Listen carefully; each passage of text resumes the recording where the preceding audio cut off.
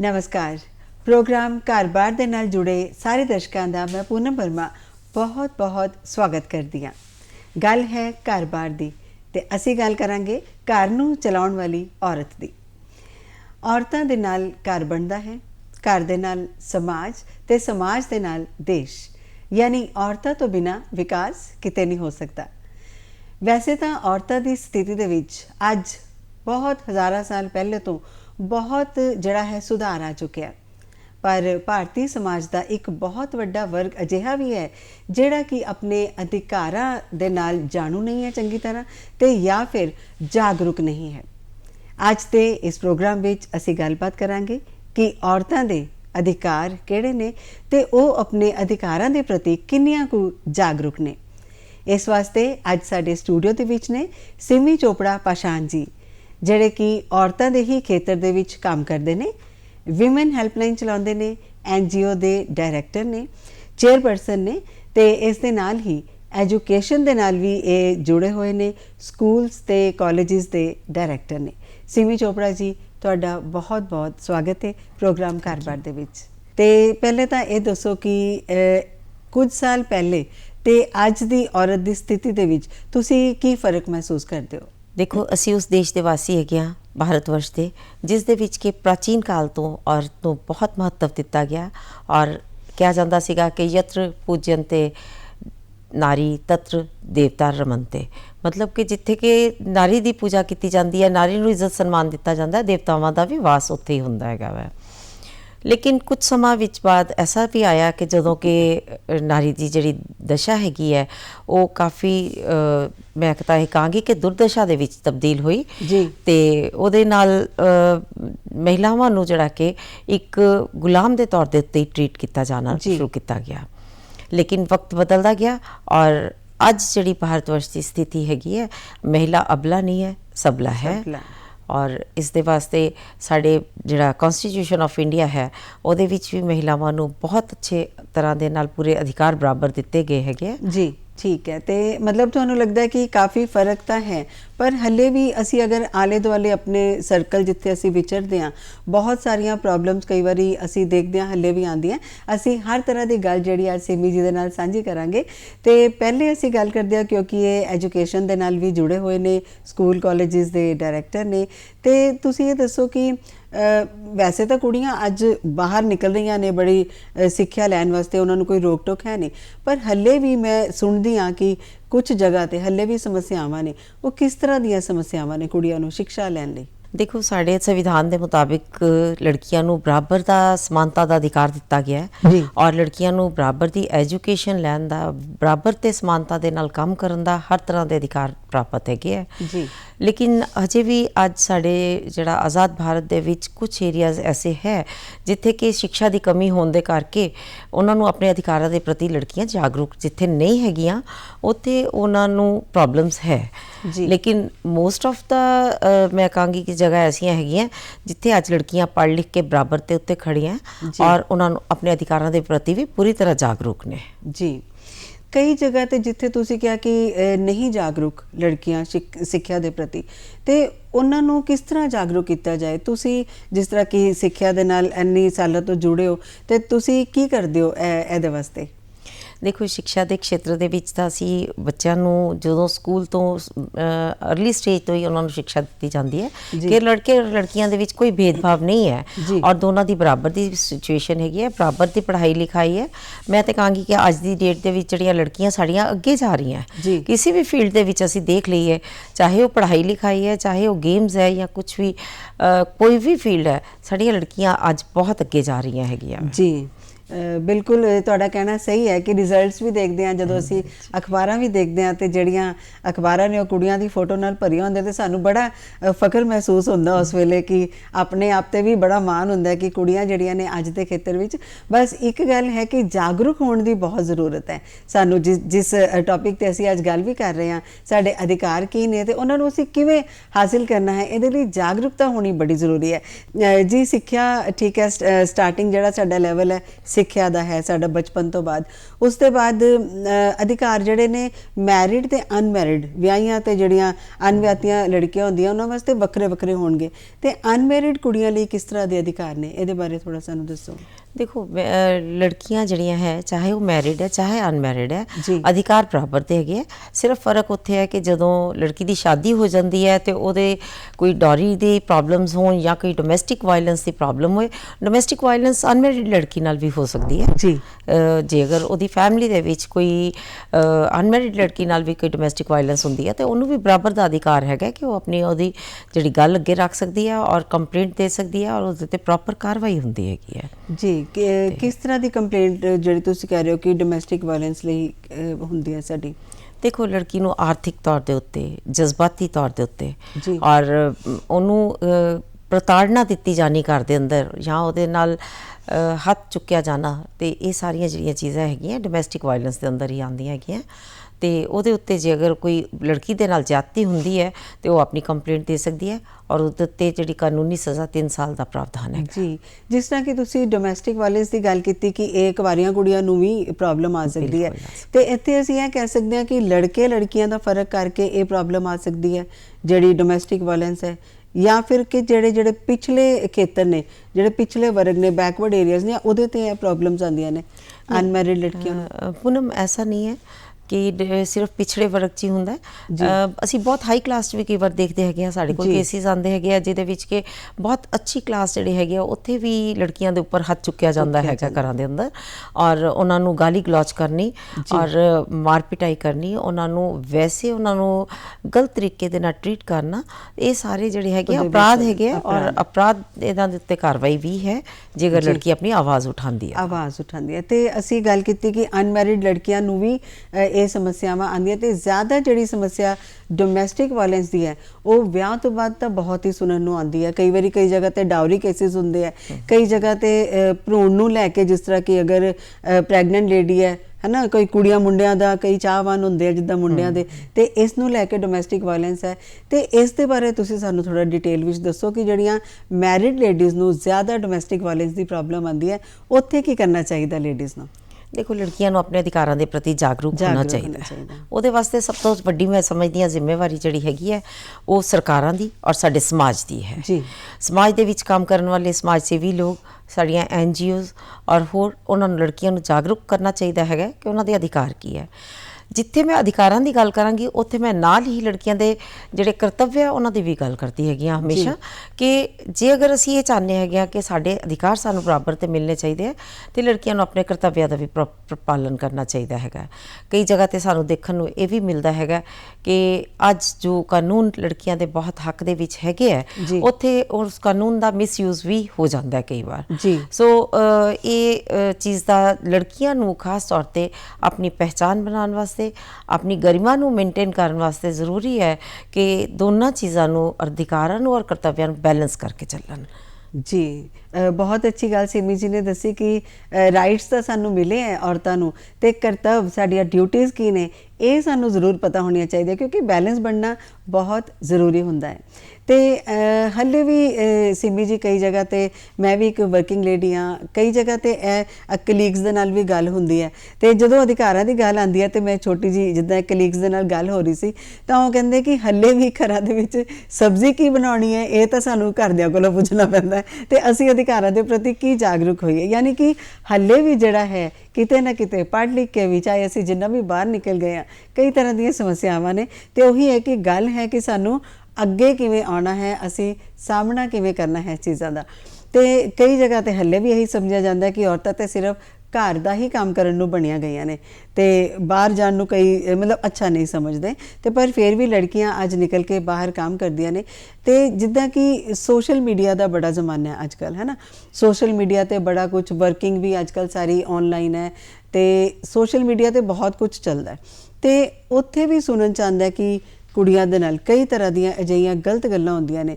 ਤੇ ਇਹਦੇ ਬਾਰੇ ਤੁਸੀਂ ਕਿਸ ਤਰ੍ਹਾਂ ਦੱਸੋਗੇ? ਸਾਈਬਰ ਕ੍ਰਾਈਮ ਜਿਹਨੂੰ ਬੋਲਦੇ ਆ, ਇਹ ਵੀ ਹੁੰਦੇ ਆ, ਤੇ ਇਹਦੇ ਬਾਰੇ ਵੀ ਕੋਈ ਬਣੇ ਹੋਏ ਨੇ ਅਧਿਕਾਰ? ਦੇਖੋ ਸਾਡੇ ਕਨਸਟੀਟਿਊਸ਼ਨ 'ਚ ਹੀ ਸਾਨੂੰ ਇਸ ਚੀਜ਼ ਦਾ ਅਧਿਕਾਰ ਦਿੱਤਾ ਗਿਆ, ਲੜਕੀ ਦਾ ਪਿੱਛਾ ਕਰਨਾ ਜਿਹੜਾ ਜੀ ਉਹ ਇੱਕ ਅਪਰਾਧ ਹੈ। ਜੀ, ਜੇ ਅਗਰ ਕੋਈ ਲੜਕੀ ਦਾ ਅਨਨੈਸੈਸਰੀਲੀ ਪਿੱਛਾ ਕਰਦਾ ਉਹਦੇ ਬਾਰ-ਬਾਰ ਮਨਾ ਕਰਨ ਦੇ ਬਾਵਜੂਦ ਜੀ। ਔਰ ਸੈਕੰਡਲੀ ਜੇ ਅਗਰ ਉਹ ਆਪਣੇ ਆਨਲਾਈਨ ਕੋਈ ਯੂਜ਼ ਕਰਦਾ ਹੈਗਾ, ਇਲੈਕਟ੍ਰੋਨਿਕ ਮੀਡੀਆਜ਼ ਨੂੰ ਯੂਜ਼ ਕਰਦਾ ਹੈਗਾ, ਜੀ। ਈਮੇਲਸ ਕਰਦਾ ਹੈ, WhatsApp ਕਰਦਾ ਹੈ, ਜਾਂ ਉਹਦੇ ਬਾਰ-ਬਾਰ ਮਨਾ ਕਰਨ ਦੇ ਬਾਅਦ ਫਿਰ ਵੀ ਉਹਨੂੰ ਸੰਪਰਕ ਕਰਦਾ, ਤੇ ਉਹ ਵੀ ਇੱਕ ਅਪਰਾਧ ਹੈ।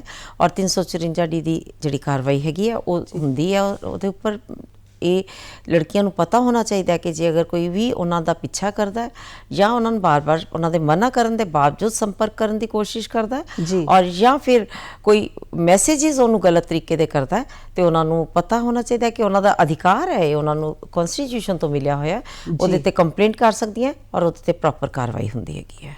ਜੀ ਬਿਲਕੁਲ। ਤੇ ਯਾਨੀ ਕਿ ਜੇ ਅਸੀਂ ਆਨਲਾਈਨ ਸੋਸ਼ਲ ਮੀਡੀਆ ਯੂਜ਼ ਵੀ ਕਰ ਰਹੇ ਹਾਂ ਤੇ ਸਾਨੂੰ ਆਪਣੀ ਲਿਮਿਟਸ ਵੀ ਪਤਾ ਹੋਣੀਆਂ ਚਾਹੀਦੀਆਂ ਇਸ ਦੇ ਨਾਲ ਕਿ ਅਸੀਂ ਇਹ ਕਰਨਾ ਹੈ ਤੇ ਇਹ ਨਹੀਂ ਕਰਨਾ, ਤਾਂ ਕਿ ਅਸੀਂ ਮੌਕਾ ਵੀ ਨਾ ਦਈਏ ਕਿਸੇ ਨੂੰ ਕੋਈ ਵੀ ਗਲਤ ਗੱਲ ਕਰਨ ਦਾ। ਤੇ ਜੇ ਉਸ ਤੋਂ ਬਾਅਦ ਕੋਈ ਇਸ ਤਰ੍ਹਾਂ ਦੀ ਗਲਤ ਗੱਲ ਹੋ ਵੀ ਜਾਂਦੀ ਹੈ ਤੇ ਕਾਨੂੰਨ ਨੇ ਤੇ ਉਸ ਦੀ ਵਰਤੋਂ ਕਿਸ ਤਰ੍ਹਾਂ ਕਰਨੀ ਹੈ ਇਹ ਸਾਨੂੰ ਜ਼ਰੂਰ ਪਤਾ ਹੋਣਾ ਚਾਹੀਦਾ ਹੈ। ਤੇ ਤੁਸੀਂ ਕਿੰਨੇ ਕੁ ਸਾਲ ਹੋ ਗਏ ਕਿ ਤੁਸੀਂ NGO ਦੇ ਚੇਅਰਪਰਸਨ ਹੋ? ਕਿੰਨੇ ਕੁ ਸਾਲ ਹੋ ਗਏ ਤੁਹਾਨੂੰ ਜੁੜੇ ਹੋਏ? ਦੇਖੋ, ਮੈਂ ਤਕਰੀਬਨ 2009 ਤੋਂ NGO ਦਾ ਚੱਲ ਰਿਹਾ, ਔਰ ਅਸੀਂ ਵਿਮਨ ਹੈਲਪਲਾਈਨ ਦੇ ਉੱਤੇ ਵਿਮਨਸ ਦੇ ਨਾਲ ਰਿਲੇਟਿਡ ਹੀ ਕੰਮ ਕਰਦੇ ਹੈਗੇ ਆ, ਜਿਹਦੇ ਵਿੱਚ ਕਿ ਸਾਡੇ ਕੋਲ ਬਹੁਤ ਸਾਰੇ ਡੋਮੈਸਟਿਕ ਵਾਇਲੈਂਸ ਦੇ ਕੇਸਿਸ, ਡੋਰੀ ਕੇਸਿਸ, ਜਾਂ ਲੜਕੀਆਂ ਨੂੰ ਇਹੀ ਛੇੜਛਾੜ ਦਾ ਕੋਈ ਹੋ ਜਾਏ ਜਾਂ ਕੋਈ ਉਹਨਾਂ ਦਾ ਪਿੱਛਾ ਕਰ ਰਿਹਾ ਗਲਤ ਤਰੀਕੇ ਦੇ ਨਾਲ ਸਾਡੇ ਕੋਲ ਆਉਂਦੇ ਆ, ਤੇ ਅਸੀਂ ਜ਼ਰੂਰ ਉਹਨਾਂ ਦੀ ਹੈਲਪ ਕਰਦੇ ਹੈਗੇ ਆ। ਈਵਨ ਅਸੀਂ ਜੇ ਅਗਰ ਕੋਈ ਲੀਗਲ ਉਹਨਾਂ ਨੂੰ ਕੋਈ ਦੇਣੀ ਹੁੰਦੀ ਹੈ ਐਡਵਾਈਸ, ਤੇ ਉਹ ਵੀ ਫ੍ਰੀ ਆਫ ਕਾਸਟ ਉਹਨਾਂ ਨੂੰ ਕਰਵਾਉਂਦੇ ਆ। ਵੈਸੇ ਸੰਵਿਧਾਨ ਦੇ ਵਿੱਚ ਵੀ ਸਾਡੇ ਲੜਕੀਆਂ ਨੂੰ ਜੇ ਅਗਰ ਕੋਈ ਪ੍ਰੋਬਲਮ ਹੈ ਔਰ ਉਹਨਾਂ ਨੂੰ ਲੀਗਲ ਐਡਵਾਈਸ ਚਾਹੀਦੀ ਹੈ ਤੇ ਉਹ ਵੀ ਫ੍ਰੀ ਆਫ ਕਾਸਟ ਉਹਨਾਂ ਨੂੰ ਮੁਹੱਈਆ ਸਰਕਾਰ ਦੀ ਤਰਫ ਵੀ ਕਰਵਾਈ ਜਾਂਦੀ ਹੈਗੀ ਹੈ। ਜੀ, ਇਹ ਵੀ ਮੈਨੂੰ ਲੱਗਦਾ ਕਿ ਸਾਰਿਆਂ ਨੂੰ ਕਈ ਵਾਰੀ ਨਹੀਂ ਪਤਾ ਹੁੰਦਾ ਕਿ ਜੇ ਲੜਕੀ ਕਿਸੇ ਪ੍ਰੋਬਲਮ ਵਿੱਚ ਫਸ ਗਈ ਹੈ ਤੇ ਉਸ ਨੂੰ ਫ੍ਰੀ ਲੀਗਲ ਐਡਵਾਈਸ ਜਿਹੜੀ ਹੈ ਉਹ ਮੁਹੱਈਆ ਕਰਵਾਈ ਜਾਂਦੀ ਹੈ, ਸਰਕਾਰ ਵੱਲੋਂ ਵੀ ਇਹ ਫੈਸਿਲਿਟੀ ਦਿੱਤੀ ਗਈ ਹੈ। ਤੇ ਜਿਸ ਤਰ੍ਹਾਂ ਕਿ ਤੁਸੀਂ ਕਿਹਾ, ਅਸੀਂ ਵੀ ਵੇਖਦੇ ਹਾਂ ਕਿ ਬਈ ਬਹੁਤ ਸਾਰੀ ਜਗ੍ਹਾ ਤੇ ਨਹੀਂ ਜਾਗਰੂਕ ਔਰਤਾਂ ਹਾਲੇ ਵੀ। ਤੁਸੀਂ ਜਿਸ ਤਰ੍ਹਾਂ NGO ਚਲਾ ਰਹੇ ਹੋ, ਤੁਸੀਂ ਕਿਸ ਤਰ੍ਹਾਂ ਦੀਆਂ ਕੋਸ਼ਿਸ਼ਾਂ ਕਰਦੇ ਹੋ ਔਰਤਾਂ ਨੂੰ ਜਾਗਰੂਕ ਕਰਨ ਵਾਸਤੇ? ਬਹੁਤ ਅੱਛਾ ਸਵਾਲ ਹੈ ਜੀ। ਇਸ ਦੇ ਵਾਸਤੇ ਅਸੀਂ ਕੈਂਪਸ ਲਗਾਉਂਦੇ ਜੀ। ਅਸੀਂ ਸਕੂਲ ਕਾਲਜਿਸ ਦੇ ਵਿੱਚ ਵੀ ਜਾ ਕੇ ਸੈਮੀਨਾਰਸ ਕਰਦੇ ਹੈਗੇ, ਉੱਥੇ ਵੀ ਉਹਨਾਂ ਨੂੰ ਅਸੀਂ ਜਾਗਰੂਕ ਕਰਦੇ ਹਾਂ। ਜੀ। ਸਾਡੇ ਆਪਣੇ ਜਿਹੜੇ ਕੈਂਪਸ ਦੇ ਵਿੱਚ ਵੀ ਉੱਥੇ ਅਸੀਂ ਅਲੱਗ-ਅਲੱਗ ਮਹਿਲਾਵਾਂ ਨੂੰ ਚਾਂਸ ਦਿੰਦੇ ਹੈਗੇ ਕਿ ਆ ਕੇ ਆਪਣੇ ਵਿਚਾਰ ਰੱਖਣ ਔਰ ਆਪਣੇ ਅਧਿਕਾਰਾਂ ਦੇ ਪ੍ਰਤੀ ਬਾਕੀਆਂ ਨੂੰ ਵੀ ਜਾਗਰੂਕ ਕਰਵਾਉਣ। ਕਈ ਵਾਰੀ ਹੁੰਦਾ ਹੈ ਕਿ ਵੀ ਹੁਣ ਜਿੱਦਾਂ ਕਈ ਲੋਕਾਂ ਨੂੰ ਇਹੀ ਨਹੀਂ ਪਤਾ ਹੈਗਾ ਕਿ ਮਹਿਲਾ ਜਿਹੜੀ ਹੈਗੀ ਜ਼ਰੂਰੀ ਨਹੀਂ ਹੈ ਕਿ ਉਹਨੂੰ ਥਾਣੇ ਜਾ ਕੇ ਕੰਪਲੇਂਟ ਦਰਜ ਕਰਾਉਣੀ ਹੋਏਗੀ। ਜੀ। ਵਰਚੁਅਲ ਕੰਪਲੇਂਟ ਦਾ ਸਿਸਟਮ ਹੈ। ਵਰਚੁਅਲ ਕੰਪਲੇਂਟ ਸਾਨੂੰ ਆਪਣਾ ਅਧਿਕਾਰ ਮਿਲਿਆ ਹੋਇਆ ਸੰਵਿਧਾਨ ਦੇ ਤੋਂ ਕਿ ਵੀ ਅਸੀਂ ਵਰਚੁਅਲ ਕੰਪਲੇਂਟ ਕਰ ਸਕਦੇ ਹੈਗੇ ਹਾਂ, ਚਾਹੇ ਅਸੀਂ ਈਮੇਲ ਕਰ ਸਕਦੇ ਹੈਗੇ ਹਾਂ ਜਾਂ ਡਾਕ ਦੇ ਰਾਹੀਂ ਅਸੀਂ ਆਪਣੀ ਕੰਪਲੇਂਟ ਭੇਜ ਸਕਦੇ ਹਾਂ, ਔਰ ਉਹਦੇ ਉੱਤੇ ਪ੍ਰੋਪਰ ਕਾਰਵਾਈ ਵੀ ਹੁੰਦੀ ਹੈਗੀ ਹੈ। ਜੀ। ਔਰ ਇਹ ਜ਼ਰੂਰਤ ਉਹੀ ਫਿਰ ਦੁਬਾਰਾ ਉਹੀ ਗੱਲ ਆਉਂਦੀ ਹੈ ਕਿ ਸਕੂਲ ਕਾਲਜਿਸ ਤੋਂ ਅਸੀਂ ਉਹਨਾਂ ਨੂੰ ਐਜੂਕੇਟ ਕਰੀਏ ਕਿ ਸਾਡੇ ਅਧਿਕਾਰ ਕੀ ਹੈ ਲੜਕੀਆਂ ਦੇ, ਔਰ ਫਿਰ ਸੈਮੀਨਾਰਸ ਕਰਨੇ, ਕੈਂਪਸ ਲਗਾਉਣੇ, ਈਵਨ ਸਲਮ ਏਰੀਆਜ਼ ਦੇ ਵਿੱਚ ਜਾ ਕੇ ਉੱਥੇ ਵੀ ਕੈਂਪਸ ਲਗਾ ਕੇ ਉਹਨਾਂ ਨੂੰ ਜਾਗਰੂਕ ਕਰਨਾ ਕਿ ਵੀ ਸਾਡੇ ਮਹਿਲਾਵਾਂ ਦੇ ਕੀ ਅਧਿਕਾਰ ਹੈਗੇ ਹੈ। ਜੀ, ਇਹ ਬਿਲਕੁਲ ਸਹੀ ਗੱਲ ਹੈ ਕਿ ਆਪਾਂ ਸਟਾਰਟਿੰਗ ਵਾਲੇ ਲੈਵਲ ਤੋਂ ਹੀ ਲੜਕੀਆਂ ਨੂੰ, ਅਗਰ ਤੁਸੀਂ ਅੱਛਾ ਕੰਮ ਕਰ ਰਹੇ ਹੋ ਕਿ ਕੈਂਪਸ ਲਗਾ ਕੇ ਜਾਂ ਸਕੂਲ ਵਿੱਚ ਜਿਸ ਤਰ੍ਹਾਂ ਤੁਸੀਂ ਆਪਣੇ ਕੁੜੀਆਂ ਨੂੰ ਜਾਗਰੂਕ ਕਰ ਰਹੇ ਹੋ, ਤੇ ਵੱਡੇ ਹੋਣ ਤੱਕ ਉਹਨਾਂ ਨੂੰ ਜਿਹੜਾ ਆਪਣੇ ਅਧਿਕਾਰਾਂ ਦਾ ਪਤਾ ਵੀ ਲੱਗ ਜਾਂਦਾ। ਇੱਕ ਤੁਸੀਂ ਹੁਣੇ ਗੱਲ ਕਰ ਰਹੇ ਸੀ ਕਿ ਵਰਚੁਅਲ FIR ਕਰਨ ਦਾ, ਤੇ ਇੱਥੇ ਇੱਕ ਹੋਰ ਵੀ ਇੱਦਾਂ ਦਾ ਕੋਈ ਕਾਨੂੰਨ ਹੈ ਕਿ ਅਗਰ ਕਿਸੇ ਲੜਕੀ ਦੇ ਨਾਲ ਕੁਝ ਗਲਤ ਹੁੰਦਾ ਤੇ 0 FIR ਵੀ ਕੋਈ ਇੱਕ ਮੈਂ ਸੁਣਿਆ, ਇਹਦੇ ਬਾਰੇ ਸਾਨੂੰ ਥੋੜੀ ਜਾਣਕਾਰੀ ਦਿਓ। ਉਹਦੇ ਵਾਸਤੇ ਇਹ ਹੈ ਕਿ ਜੇ ਅਗਰ ਕੋਈ ਰੇਪ ਦਾ ਮਾਮਲਾ ਹੈਗਾ ਜੀ, ਜਾਂ ਕੋਈ ਲੜਕੀ ਨੂੰ ਹੋਰ ਕੋਈ ਇਸ ਤਰ੍ਹਾਂ ਦੀ ਪ੍ਰਤਾੜਨਾ ਹੈ ਤੇ 0 FIR ਦਾ ਸਾਨੂੰ ਕਨਸਟੀਟਿਊਸ਼ਨ ਤੋਂ ਅਧਿਕਾਰ ਮਿਲਿਆ ਹੋਇਆ ਕਿ ਅਸੀਂ ਕਿਸੇ ਵੀ ਜਗ੍ਹਾ ਦੇ ਉੱਤੇ ਕਿਸੇ ਤਰ੍ਹਾਂ ਵੀ ਅਸੀਂ ਕੰਪਲੇਂਟ ਦਰਜ ਕਰਵਾ ਸਕਦੇ ਹਾਂ ਲੜਕੀਆਂ, ਔਰ ਕੰਪਲੇਂਟ ਦਰਜ ਹੋਣ ਤੋਂ ਬਾਅਦ ਕੰਸਰਨ ਥਾਣੇ ਦੇ ਵਿੱਚ ਉਹ ਕੰਪਲੇਂਟ ਟ੍ਰਾਂਸਫਰ ਕਰ ਦਿੱਤੀ ਜਾਂਦੀ ਹੈ। ਕੋਈ ਜ਼ਰੂਰੀ ਨਹੀਂ ਹੈ ਕਿ ਜਿੱਥੇ ਕੋਈ ਵਾਰਦਾਤ ਹੋਈ ਹੈ, ਉੱਥੇ ਕੋਈ ਗੱਲ ਹੋਈ ਹੈ, ਉਸੇ ਥਾਣੇ 'ਚ ਜਾ ਕੇ ਕੰਪਲੇਂਟ ਦਰਜ ਕਰਾਈ ਜਾਏ। ਜੀ, ਜਿੱਥੇ ਵੀ ਲੜਕੀ ਹੈ, ਜਿੱਥੇ ਅਵੇਲੇਬਿਲਿਟੀ ਹੈ ਉਹਨੂੰ ਕੰਪਲੇਂਟ ਦਰਜ ਕਰਾਉਣ ਦੀ, ਉਹ ਵਰਚੁਅਲ ਕਰਵਾ ਸਕਦੀ ਹੈਗੀ ਹੈ, ਔਰ ਕਰਵਾ ਕੇ ਉਸ ਤੋਂ 0 FIR ਔਰ ਉਹ ਫਿਰ ਉਸ ਕੰਸਰਨ ਥਾਣੇ ਦੇ ਵਿੱਚ ਉਹ ਟ੍ਰਾਂਸਫਰ ਹੋ ਜਾਂਦੀ ਹੈਗੀ ਹੈ। ਜੀ, ਤੇ ਇੱਕ ਕੋਈ ਇਸ ਤਰ੍ਹਾਂ ਦਾ ਵੀ ਕਾਨੂੰਨ ਹੈ ਕਿ ਅਗਰ ਰਾਤ ਹੈ ਤੇ ਉਸ ਵੇਲੇ ਲੜਕੀ ਨੂੰ ਨਾ ਜਾਣ ਦੀ ਵੀ ਫੈਸਿਲਿਟੀ? ਜੀ ਹਾਂ, ਹਾਂਜੀ, ਤੁਸੀਂ ਦੱਸ ਰਹੇ ਸੀ, ਇਹ ਵੀ ਤੁਸੀਂ ਜਰਾ ਸਾਡੇ ਦਰਸ਼ਕਾਂ ਨੂੰ ਦੱਸੋ ਵਿਸਥਾਰ। ਜੀ ਹਾਂ, ਬਿਲਕੁਲ। ਲੜਕੀਆਂ ਨੂੰ ਜਿਹੜਾ ਰਾਤ ਦੇ ਟਾਈਮ ਜੇਕਰ ਕੋਈ ਕ੍ਰਾਈਮ ਹੈ ਤੇ ਰਾਤ ਦੇ ਟਾਈਮ ਅੰਧੇਰਾ ਪੈਣ ਤੋਂ ਬਾਅਦ ਲੜਕੀ ਨੂੰ ਅਰੈਸਟ ਨਹੀਂ ਕੀਤਾ ਜਾ ਸਕਦਾ ਕਿਸੇ ਵੀ ਇਹ ਬਹੁਤ ਮਹਿਲਾ ਨੂੰ। ਇੰਪੋਰਟੈਂਟ ਚੀਜ਼ਾਂ ਨੇ ਬਹੁਤ ਜੀ। ਇੰਪੋਰਟੈਂਟ ਹੈ, ਇਸ ਦੇ ਉੱਤੇ ਜਾਗਰੂਕਤਾ ਹੋਣੀ ਬਹੁਤ ਜ਼ਰੂਰੀ ਹੈ, ਕਿਉਂਕਿ ਜੇ ਅਗਰ ਲੜਕੀ ਨੂੰ ਤੁਸੀਂ ਅਰੈਸਟ ਕਰਨਾ ਤੇ ਉਹ ਦਿਨ ਦੇ ਵਿੱਚ ਹੀ ਹੋਣਾ ਚਾਹੀਦਾ, ਰਾਤ ਨੂੰ ਨਹੀਂ ਹੋਣਾ ਚਾਹੀਦਾ। ਈਵਨ ਇੱਥੇ ਤੱਕ ਹੈ ਕਿ ਜੇ ਅਗਰ ਲੜਕੀ ਦਾ ਕੋਈ ਮੈਡੀਕਲ ਪ੍ਰੀਖਣ ਹੋਣਾ ਜੀ। ਕੋਈ ਹੋਣਾ ਤੇ ਉਹ ਲੜਕੀ ਉਸ ਵਕਤ ਹੀ ਮੈਡੀਕਲ ਪ੍ਰੀਖਣ ਹੋ ਸਕਦਾ ਹੈ ਜਿਸ ਵਕਤ ਉਹਦੇ ਨਾਲ ਕੋਈ ਲੇਡੀ ਜਾਂ ਮਹਿਲਾ ਕਾਂਸਟੇਬਲ ਜਾਂ ਕੋਈ ਲੇਡੀ ਉੱਥੇ ਪ੍ਰੈਜ਼ੈਂਟ ਹੈ, ਤਾਂ ਹੀ ਉਹਦਾ ਮੈਡੀਕਲ ਪ੍ਰੀਖਣ ਹੋ ਸਕਦਾ ਹੈ, ਅਕੇਲੇ 'ਚ ਨਹੀਂ ਹੋ ਸਕਦਾ ਹੈਗਾ। ਜੀ ਬਿਲਕੁਲ, ਇਹ ਬਹੁਤ ਜ਼ਰੂਰੀ ਜਾਣਕਾਰੀ ਹੈ। ਆਮ ਤੌਰ ਤੇ ਕਈ ਵਾਰੀ ਨਹੀਂ ਪਤਾ ਹੁੰਦਾ ਔਰ ਉਹ ਸਮਾਂ ਹੀ ਅਜਿਹਾ ਹੁੰਦਾ ਹੈ ਕਿ ਇੱਕ ਤਾਂ ਵਾਰਦਾਤ ਹੋ ਕੇ ਹਟੀ ਹੈ ਤੇ ਲੜਕੀ ਪਰੇਸ਼ਾਨ ਹੈ ਤੇ ਉਹਦੇ ਵਿੱਚ ਅੱਗੋਂ ਗਲਤ ਕਦਮ ਚੁੱਕਿਆ ਜਾਣਾ ਜਿਹੜਾ ਉਹ ਸਾਡੇ ਲਈ ਹੋਰ ਵੀ ਗਲਤ ਹੋ ਸਕਦਾ ਹੈ। ਇਹ ਬਹੁਤ ਅੱਛੀ ਜਿਹੜੀ ਜਾਣਕਾਰੀ ਤੁਸੀਂ ਦਿੱਤੀ ਹੈ। ਤੇ ਤੁਸੀਂ ਜਿਸ ਤਰ੍ਹਾਂ NGO ਚਲਾਉਂਦੇ ਹੋ, ਤੁਹਾਡੇ ਕੋਲ ਤਰ੍ਹਾਂ ਤਰ੍ਹਾਂ ਦੇ ਕੇਸ ਆਉਂਦੇ ਨੇ, ਕੋਈ ਐਸਾ ਐਕਸਪੀਰੀਅੰਸ ਤੁਸੀਂ ਸ਼ੇਅਰ ਕਰਨਾ ਚਾਹੁੰਦੇ ਹੋ ਸਾਡੇ ਨਾਲ ਕਿਸੇ ਲੜਕੀ ਦਾ? ਹਾਂਜੀ, ਮੈਂ ਇੱਥੇ ਕਹਾਂਗੀ ਕਿ ਕਈ ਵਾਰੀ ਸਾਡੇ ਕਾਨੂੰਨ ਦਾ ਮਿਸਯੂਜ਼ ਵੀ ਹੁੰਦਾ ਹੈਗਾ ਜੀ। ਸਾਡੇ ਕੋਲ ਪਿੱਛੇ ਜਿਹੇ ਇੱਕ ਕੇਸ ਆਇਆ ਸੀਗਾ ਕਿ ਹਸਬੈਂਡ ਵਾਈਫ ਦਾ ਡਿਸਪਿਊਟ ਹੈ ਜੀ। ਲੜਕੀ ਦੇ ਪੇਰੈਂਟਸ ਆ ਗਏ, ਉਹਦੇ ਨਾਨਾ ਨਾਨੀ ਵੀ ਆ ਗਏ ਐਂਡ ਉਹ ਕਿ ਵੀ ਜੀ ਸਾਡੀ ਲੜਕੀ ਨਾਲ ਇਹ ਹੋ ਗਿਆ। ਅਸੀਂ ਲੜਕੇ ਵਾਲਿਆਂ ਨੂੰ ਵੀ ਬੁਲਾਇਆ, ਲੜਕੇ ਵਾਲਿਆਂ ਨਾਲ ਗੱਲ ਹੋਈ। ਲੜਕੀ ਨੂੰ ਉਹ ਕਹਿੰਦੇ ਜੀ ਅਸੀਂ ਇੰਨਾ ਪੈਸਾ ਲੈਣਾ ਹੈਗਾ ਔਰ ਅਸੀਂ ਲੜਕੀ ਲੈ ਕੇ ਜਾਣੀ ਹੈ। ਡਿਸਾਈਡ ਹੋ ਗਿਆ, ਲੜਕੀ ਵੀ ਉਸ ਵਕਤ ਠੀਕ ਸੀ, ਵੀ ਤਿਆਰ ਸੀ ਵੀ ਮੈਂ ਨਹੀਂ ਰਹਿਣਾ।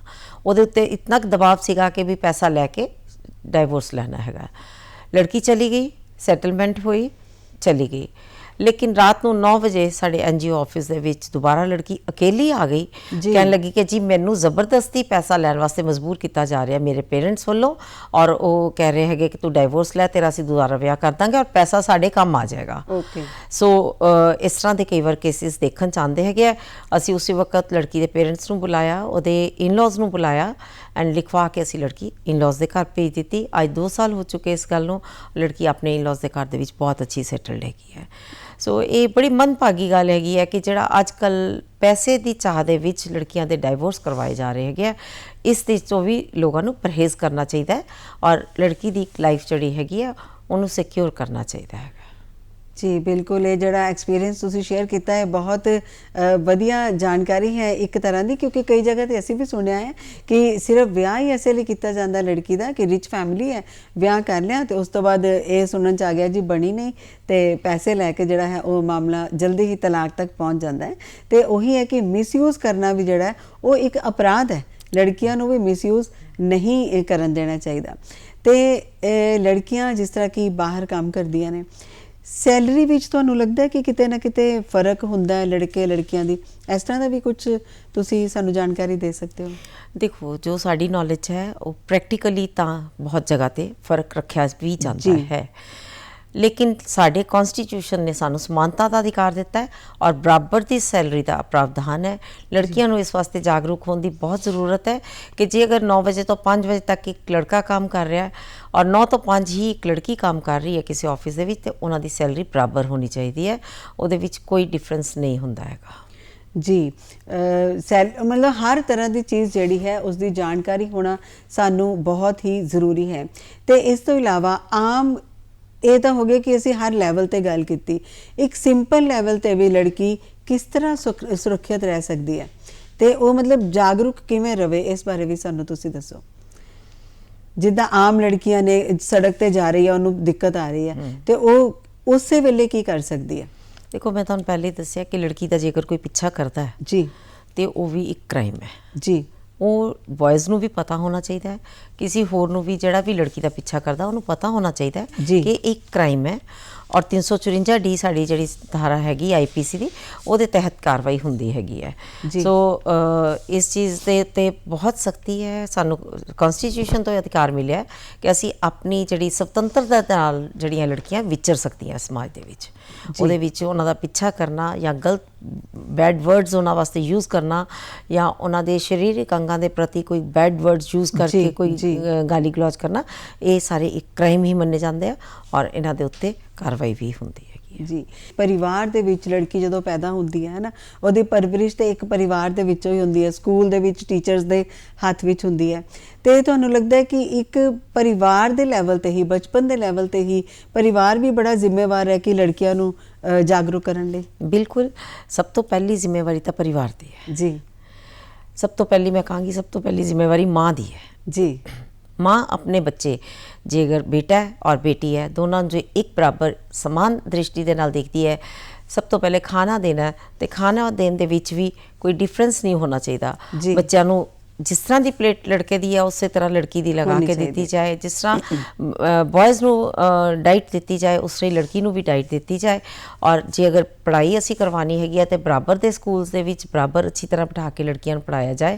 और शुरू तो जिहड़ी आपां कहांगे स्पून फीडिंग हैगी है वो घर तो ही हुंदी हैगी है। और घर दे विच जे अगर जागरूकता है और बच्चे जिहड़े हैगे आ बराबर दे विच घर दे विच रखे जांदे तो उन्हां नू अगे वड्डे होकर पता हुंदा कि समाज च भी साडी बराबरी है। जी बिल्कुल, बहुत अच्छी तुसी गल कही कि मदर ਜਿਹੜੀਆਂ ਨੇ और सब तो पहला तो देखो ना मदर तो ही सिखती है बच्ची ਤੇ ਮਦਰਸ ਨੂੰ ਹੀ ਉਹਨਾਂ ਨੂੰ ਇੱਕ ਤਾਂ ਬਰਾਬਰੀ ਦੇਣੀ ਚਾਹੀਦੀ ਹੈ ਪੇਰੈਂਟਸ ਨੂੰ ਤੇ ਅਧਿਕਾਰਾਂ ਪ੍ਰਤੀ ਮਦਰ ਨੂੰ ਥੋੜਾ ਥੋੜਾ ਜਿਹੜਾ ਬਚਪਨ ਤੋਂ ਹੀ ਉਹਨਾਂ ਨੂੰ ਅਵੇਅਰ ਕਰਨਾ ਚਾਹੀਦਾ ਹੈ ਕਿ ਉਹਨੂੰ ਆਪਣੇ ਅਧਿਕਾਰਾਂ ਦੇ ਪ੍ਰਤੀ ਕਿਵੇਂ ਜਾਗਰੂਕ ਹੋਣਾ ਹੈ। ਤੇ ਸਿਮੀ ਜੀ ਤੁਸੀਂ ਆਪਣੇ ਵੱਲੋਂ ਸਾਡੇ ਦਰਸ਼ਕਾਂ ਨੂੰ ਲੇਡੀਜ਼ ਨੂੰ ਖਾਸ ਕਰਕੇ ਮਾਵਾਂ ਨੂੰ ਕੁੜੀਆਂ ਨੂੰ ਕੀ ਕਹਿਣਾ ਚਾਹੋਗੇ?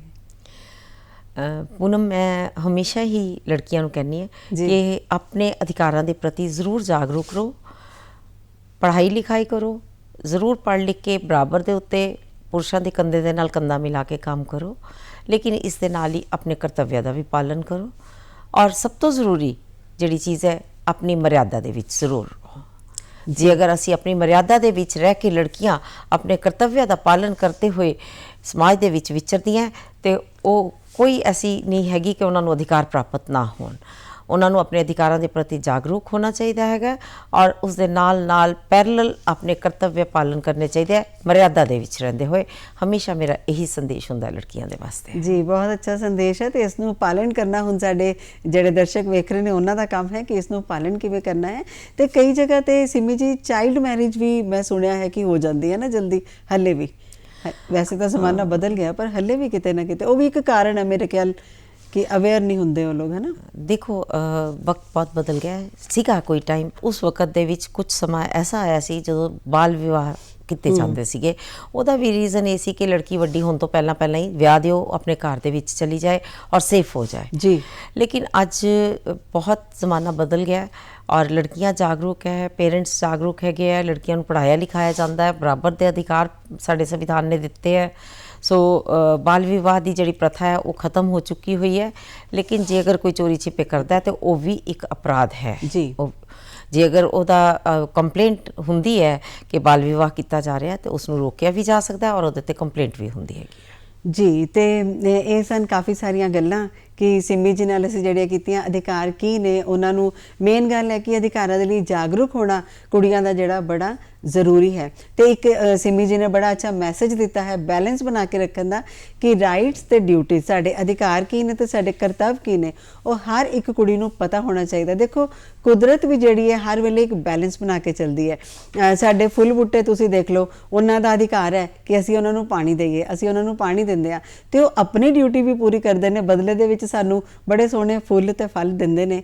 ते एक बैलेंस कुदरत ने भी बनाया होया है। बड़ा सोहना मैसेज सिमी जी ने सानूं दिता है। हर लड़की नूं अपने राइट्स ते ड्यूटीज़ दोनों का जाणू होना बड़ा जरूरी है तो जागरूक होना बड़ा जरूरी है। सिमी जी बहुत बहुत शुक्रिया तुहाडा, तुसीं बड़ी वधिया जानकारी साडे नाल दित्ती है।